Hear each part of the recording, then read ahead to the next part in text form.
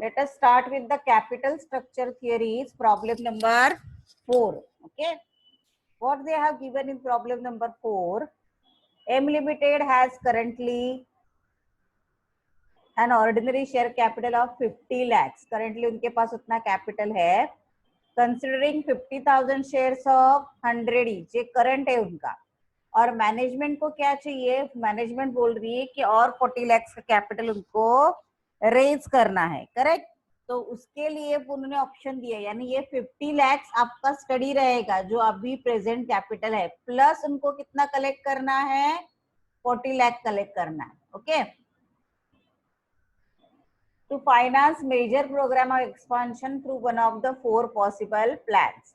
इसका मतलब आपको जब प्लान्स दिखाने हैं एज ए वर्किंग नोट, तो एक प्रेजेंट प्लान दिखाओगे, फिर प्लान नंबर ये ऑप्शन 1 के लिए 1, plan number 2, plan number 3 and plan number 4. Okay, हम लोग आराम से करते जाएंगे. सबसे पहला स्टेप आपको कैपिटल स्ट्रक्चर बना के लेना है. अगर आप कैपिटल स्ट्रक्चर नहीं बना के ले सकते हो तो आप आगे कुछ नहीं कर सकते हो. तो कैपिटल स्ट्रक्चर में पहला आएगा सोर्स, फिर आएगा plan number 1, plan number 2, plan number 3, plan number 4, और सभी आपका आएगा amount in rupees.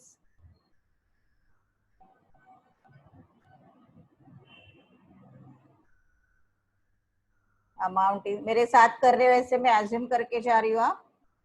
Amount in rupees, amount in rupees, amount in rupees. Okay. अभी एग्जिस्टिंग प्लान के हिसाब से क्या है? ऑर्डिनरी शेयर्स बोला है एग्जिस्टिंग प्लान में. करेक्ट. कितने हैं? 50 lakhs के. पर शेयर का कीमत कितना है? 100. आपके पास क्वेश्चन है. ओके. सो यहाँ पे मैं लिख देती हूँ ordinary shares. Okay. Ordinary shares, एक शेयर की कीमत कितनी है?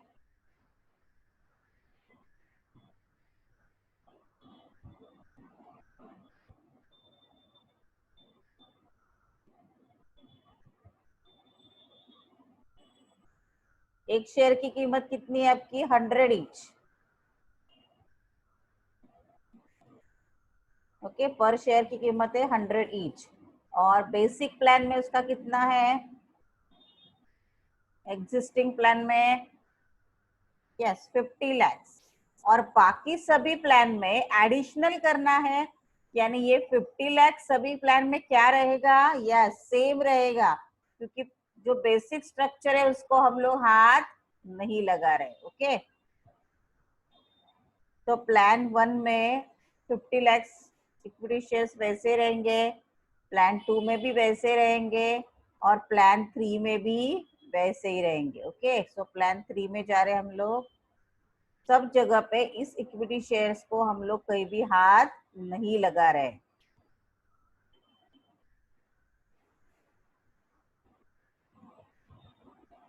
अभी एडिशनली उनको चाहिए 40 lakhs.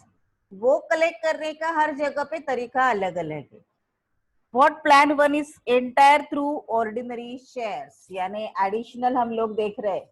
तो एंटायर थ्रू ऑर्डिनरी शेयर्स कितना चाहिए टोटल? हमें 40 lakhs. पूरा का पूरा ऑर्डिनरी शेयर से आएगा. ओके.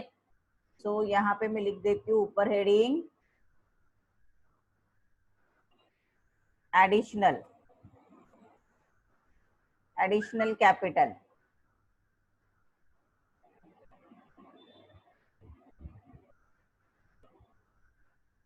ओके. एडिशनल कैपिटल में ऑर्डिनरी शेयर्स प्लान 1 में कितना बोला है? एंटायरली टोटल हमें चाहिए 40 lakhs. तो एग्जिस्टिंग को हाथ नहीं लगाएंगे हम लोग. एग्जिस्टिंग आएगा आपका डैश, एग्जिस्टिंग को कुछ हाथ नहीं लगाएंगे. प्लान 1 में पूरा का पूरा ऑर्डिनरी शेयर्स है ना, ये आएगा आपका 40 lakhs. ओके. प्लान 2 क्या बोल रहा है? 10 lakhs to ordinary shares and 20 lakhs to ordinary shares and 20 lakhs to long term borrowings. यहाँ पे देखो प्लान 2 बोल रहा है 20 lakhs to ordinary shares and 20 lakhs to long term borrowings. 8% interest rate बोला है ना. सो यहाँ पे प्लान 2 में ऑर्डिनरी शेयर से 20 lakhs, तो मैंने यहाँ पे 20 lakhs लिख दिए एंड बोरोड फंड्स, यानी इसको कुछ नाम दिया है कि लोन वगैरह, ऐसे कुछ नहीं बोला है ना। लॉन्ग टर्म बोरोड फंड्स वो कितना है 20 lakhs। ये हो गया प्लान 2। ओके, अभी प्लान 3 क्या बोल रहा है देखो, 10 lakhs to ordinary shares and 30 lakhs to long term borrowings। So ordinary shares कितना है यहाँ पे 10 lakhs and long term borrowing से आपका 30 lakhs। फाइन। अभी नेक्स्ट क्या दिया है, प्लान 3 या 4 में 3 हो गया ना। अभी नेक्स्ट प्लान 4 में क्या दिया है, 20 lakhs ordinary shares and 20 lakhs preference shares. तो ऑर्डिनरी शेयर्स आएगा यहाँ पे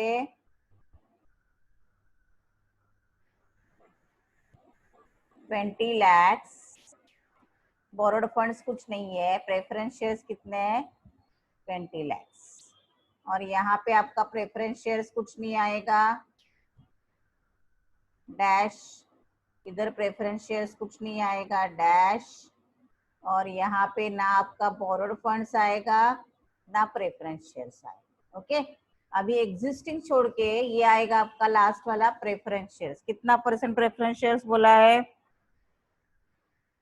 5% डिविडेंड, तो उसको हम लोग बोलते हैं 5% प्रेफरेंस शेयर्स। ओके, एग्जिस्टिंग से हमें कुछ मतलब नहीं है। प्लान 1 2 3 4 का टोटल कितना आना चाहिए देखो, ओरिजिनल था आपका 50 lakhs, एडिशनल आपको लेना है 40 lakhs, तो हर एक कॉलम का टोटल आपका 90 lakhs आना चाहिए। आ रहा है क्या देखो,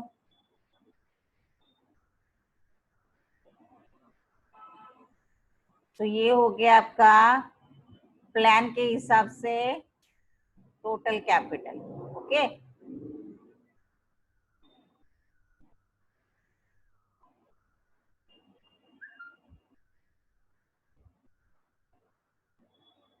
ओके, ये हो गया प्लान के हिसाब से आपका टोटल कैपिटल। एक बार देख लो, समझ में आया ना। ये हो गया प्लान के हिसाब से टोटल कैपिटल, स्टेप नंबर 1 हो गया। अभी इवेल्युएशन ऑफ प्लान्स करना है आपको।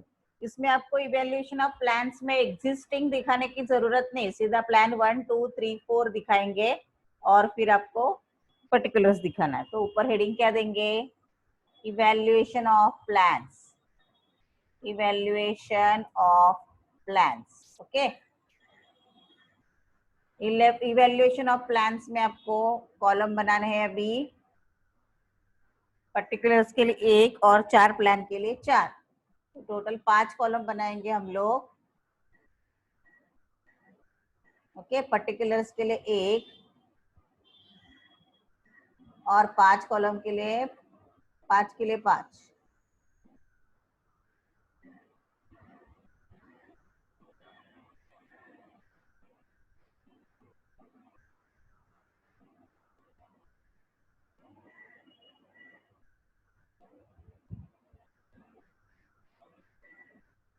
मेरे साथ ड्रॉ करते जाओ तो ही समझ में आएगा।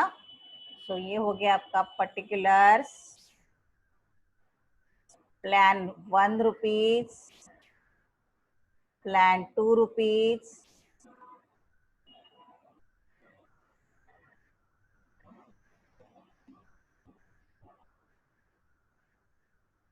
Plan 3 rupees, plan 4 rupees. Okay, अभी हम लोग स्टार्ट करते हैं। Format will never change. Okay, starting point will be EBIT। पहले फॉर्मेट लिख के लेते हैं हम लोग, EBIT लेस इंटरेस्ट,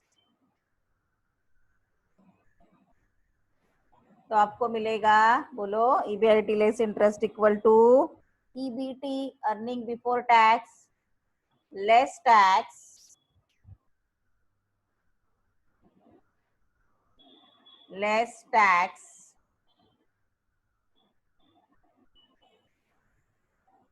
तो आपको क्या मिलेगा?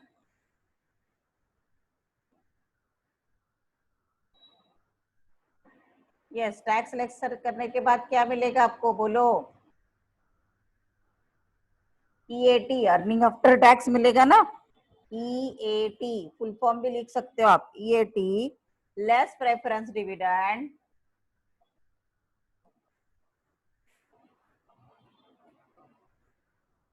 फिर आपको मिलेगा amount available to equity share holders, amount available to equity share holders. अभी पहले यहां तक हम लोग कैलकुलेट करके लेते, ओके। प्लान 1 के हिसाब से जाएंगे। Have they given EBIT? देखो प्रॉब्लम में, देखो ईबीआईटी दिया है क्या? The company's expected earning before interest and tax, मतलब EBIT will be rupees 16 lakh assuming corporate tax rate 50%। तो EBIT आपको दिया है, कितना दिया है? 16 lakhs। तो EBIT में हमने लिया प्लान 1, सब जगह पे 16 है, लेकिन हम लोग एक एक प्लान करते जा रहे हैं। 16 lakhs, ओके। आराम से करते जाओ। अभी प्लान 1 आपके पास ऊपर है यहाँ पे, राइट। तो प्लान 1 के हिसाब से पूरा का पूरा जो एडिशनल हम लोग ले रहे हैं, देखो 50,000 40,000 दोनों भी ऑर्डिनरी शेयर्स है। So there is a no question of interest, correct. Interest देने की जरूरत ही नहीं है हमें, अगर दोनों भी ऑर्डिनरी शेयर्स है तो बचेगा कितना? इंटरेस्ट कुछ नहीं है, तो बचेगा 16 lakhs। फिर टैक्स का रेट कितना परसेंट दिया है? 50%। तो 16 लाख का यहाँ पे लिख दो चाहिए, तो टैक्स रेट ऑफ टैक्स दिया है 50%। तो 16 लाख का 50%, हाउ मच? यस, 8 लाख। फिर अर्निंग आफ्टर टैक्स कितना है आपको? 8 lakhs। Now if all are collected through ordinary shares also there is no question of preference shares, तो ये भी डैश आएगा। And amount available to equity share holders आएगा 8 lakhs। ये हो गया प्लान 1 के बारे में। अभी ये हो गया प्लान 2 के बारे में, सोचते हैं हम लोग क्या करना है, ओके। प्लान 2 में ऑब्वियसली ये तो सेम रहेगा, ईबीआईटी दिया हुआ है उन्होंने 16 lakhs। अभी प्लान 2 क्या बोलता है, देखो ऑर्डिनरी शेयर्स 50 lakhs 20 lakhs, लेकिन बोरोड फंड से वहां पे 20 lakhs। तो हमें कैलकुलेट करना पड़ेगा इंटरेस्ट इन प्लान 2, राइट। तो let us calculate it first. Table में आपको और 3-4 लाइन लगेंगे, नेक्स्ट पेज पे लो आप calculation, calculation for interest, okay. Plan 1 में सवाल ही नहीं है, प्लान 1 में सवाल नहीं है, प्लान 2 के लिए कैलकुलेट कर रहे हैं। कितना है प्लान 2 में? देखो प्लान 2 का कैपिटल ये कितना है? Borrowed funds 20,000, okay. 20,000 या 20 लाख से 20 लाख से 20 lakhs at the rate of, what is the rate of interest in plan 2? क्या रेट से मिल रहा है हमें? देखो यहाँ पे प्लान 2 में 8%, तो 20 lakhs at the rate of 8%, है ना। क्या रेट से? 8% के हिसाब से 20 lakh at the rate of 8%। कैसे आएगा? 20 lakhs into 8 divided by 100, that is equal to how much? 20 lakhs के ऊपर 8%। कैलकुलेट करके बोलो मुझे चैट बॉक्स में। 20 lakhs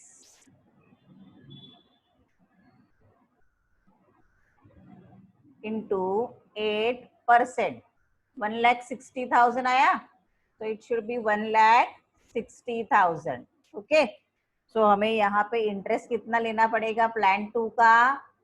1,60,000। How much interest will be there? 1,60,000, okay। Now what we have going to do is,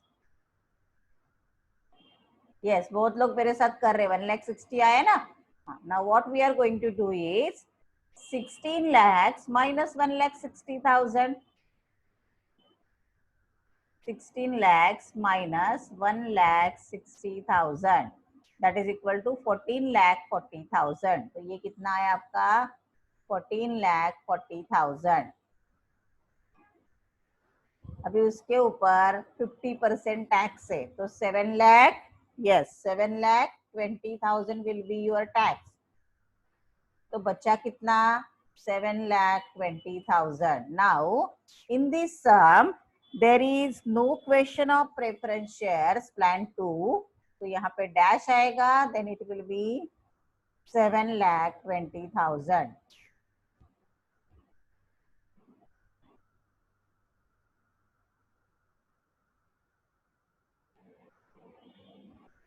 Okay, now next. Again plan 3, your EBIT will be same. Abhi what they have mentioned in plan 3, ordinary shares 10 lakhs ke, borrowed funds 30 lakhs ke. What is the rate of interest? 9%. So plan 3 में हम लोग 9% के हिसाब से निकालेंगे. Plan 3 on 30 lakhs at the rate of 9%.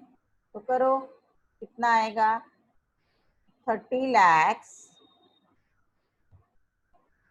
into 9 divided by 100. So 30 lakhs का 9% calculate करके बोलो कितना आता है.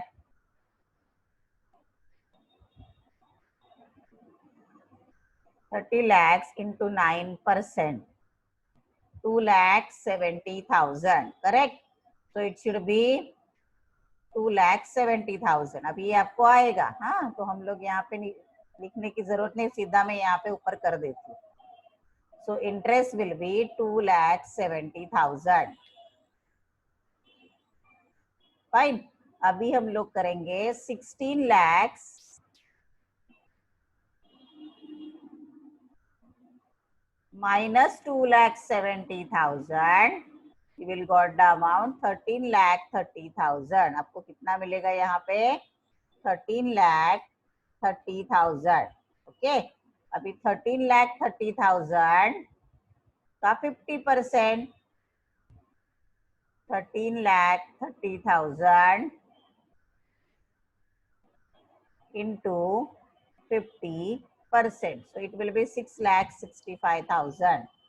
6,65,000. The remaining amount will be same, 6,65,000. So there is again no question of preference dividend here. So dash और फिर आपको आएगा 6,65,000. Okay. Then यहाँ पे again 16 lakhs. Okay, अभी रेट ऑफ इंटरेस्ट क्या है इधर प्लान 4 देखो.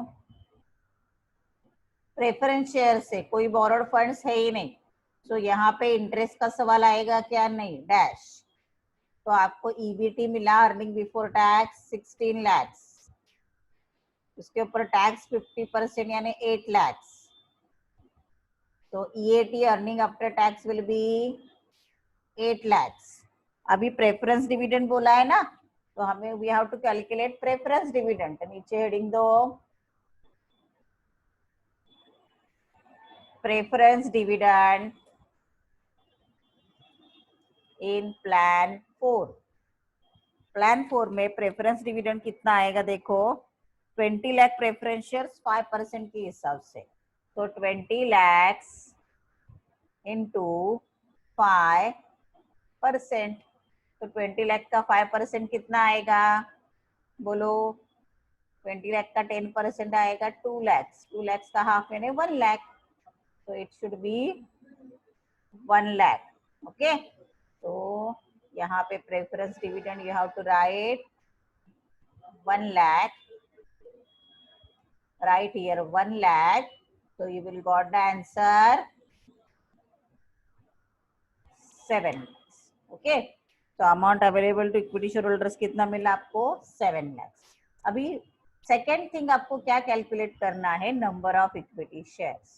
ओके, ये हो गया आपका सबका amount available to equity share holders. But अभी उसके बाद आपको कैलकुलेट करना पड़ेगा नंबर ऑफ इक्विटी शेयर्स। ये नंबर ऑफ इक्विटी शेयर्स आप चाहे तो यहाँ कैलकुलेट कर सकते हो, या अगर आपके पास इधर प्लान की जगह नीचे जगह है यहाँ पे भी कैलकुलेट कर सकते, इट डजंट मैटर है। मैं यहाँ पे कैलकुलेट कर रही हूँ, आप इसी टेबल के नीचे कैलकुलेट करोगे तो भी चलेगा। Number of equity shares equal to, क्या formula number of equity shares का, equity capital amount, equity capital amount divided by face value per share.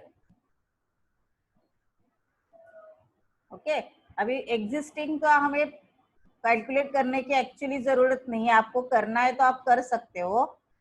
50 lakhs इसकी जरूरत नहीं पड़ेगी, डिवाइडेड बाय, मैं फॉर्मूला में डाल के दिखाती हूँ तो ताकि कंफ्यूजन ना हो।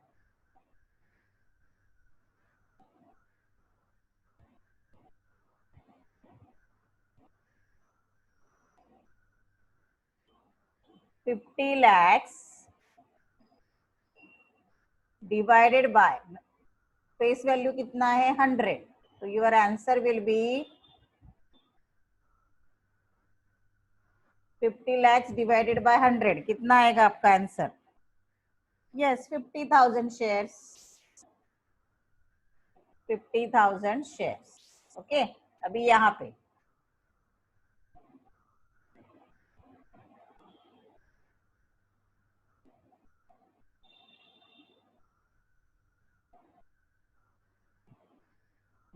पे कितना है देखो, ये 50 lakhs और ये 40 lakhs दोनों मिला के कितना हो गया, 90 lakhs।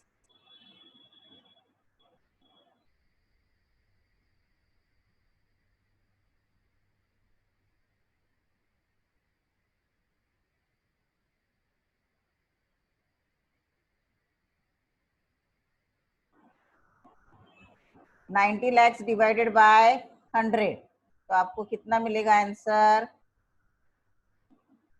यस बोलो, 90 लैक्स डिवाइडेड बाय 100 कितना आएगा?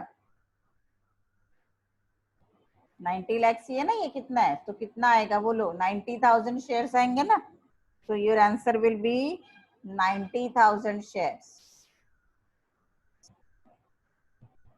नेक्स्ट,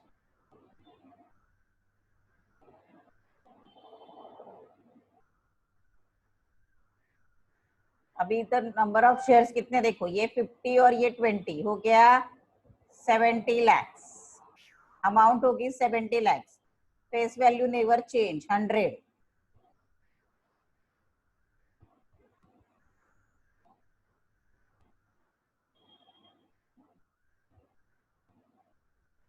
तो इक्वल टू कितना आएगा बोलो?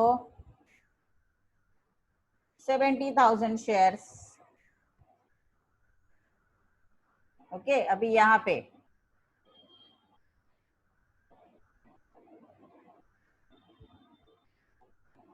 ये कितना है देखो, इक्विटी शेयर्स, ये 50 और ये 10 कितना हो गया? 60,000, sorry 60 lakhs, 60 lakhs divided by 100, so your answer will be, yes, your answer will be 60,000।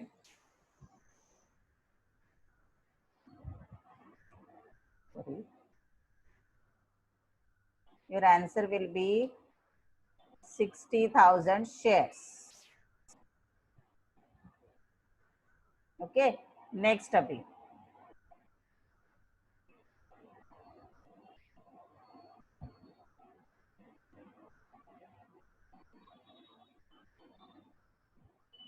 यहाँ पे देखो, ऑर्डिनरी शेयर्स ये 50 थे, ये 20, मतलब कितने हो गए? 70 लैक्स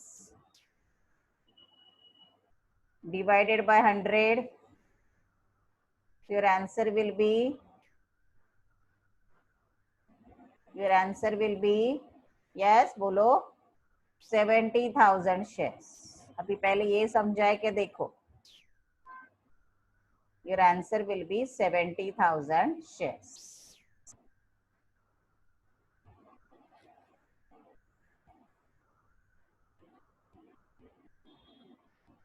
ये कितने देखो इक्विटी शेयर 60, हाँ बराबर है.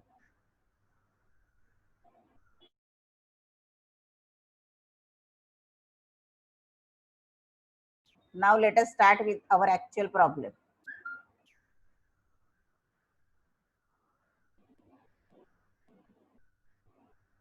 ओके ये अमाउंट अवेलेबल हो गया. अभी you have to calculate EPS, earning per share का फॉर्मूला लिखो.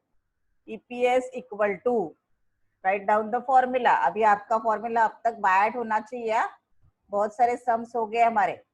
EPS equal to amount available to equity share holders, amount available to equity shareholders, right, divided by number of shares. Okay, formula लिखो सबसे पहले.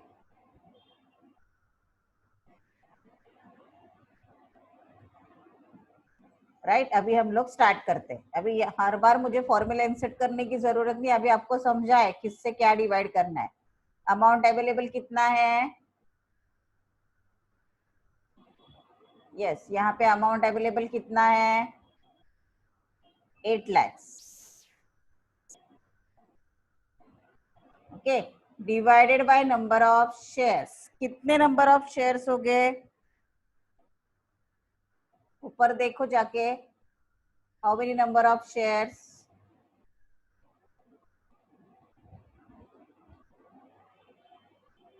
90,000 हो गए क्या? देखो कितने हो गए. अमाउंट अवेलेबल कितना है? 8 लाख है ना. और नंबर ऑफ शेयर्स कितने हैं आपके पास? 90,000. Correct. So 8 lakh divided by 90,000. 8 lakh divided by 90,000. Correct. अभी ये आपको करना आना चाहिए.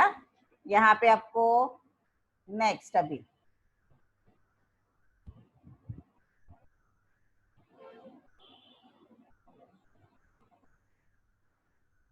यहाँ पे थे ना हम लोग.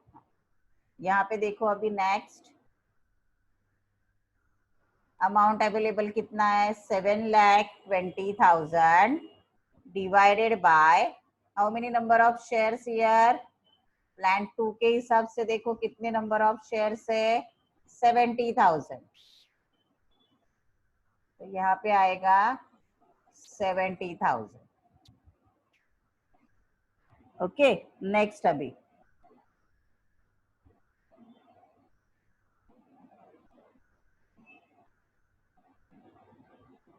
अमाउंट अवेलेबल है 6,65,000 divided by number of shares देखो कितने.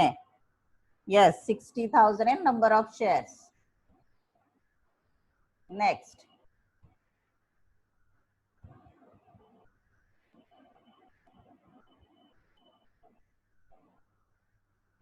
अभी डिवीजन करना आपको आना चाहिए. 70,000 शेयर से 7 लाख से. करेक्ट. तो ये आएगा आपका 7 lakhs. अमाउंट अवेलेबल है 7 lakhs divided by 70,000.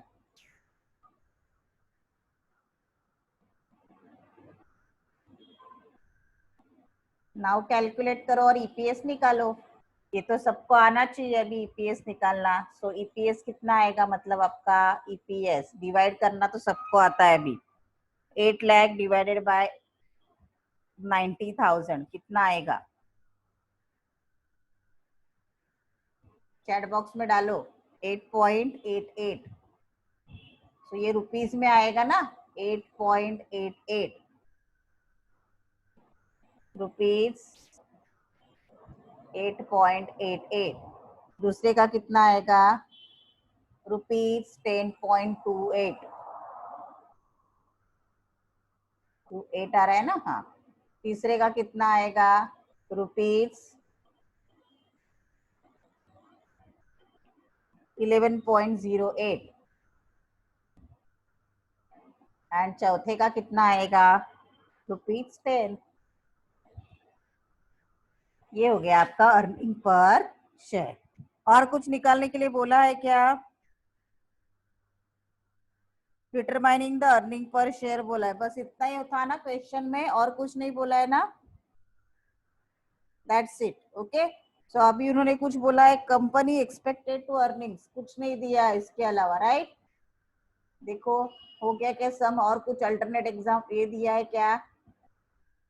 Determine the earning per share in each alternatives, इतना ही बोला था, और हमने ईपीएस हर एक अल्टरनेटिव्स का बता दिया है। दैट मीन्स यहाँ पे हमारा प्रॉब्लम कंप्लीट हो गया।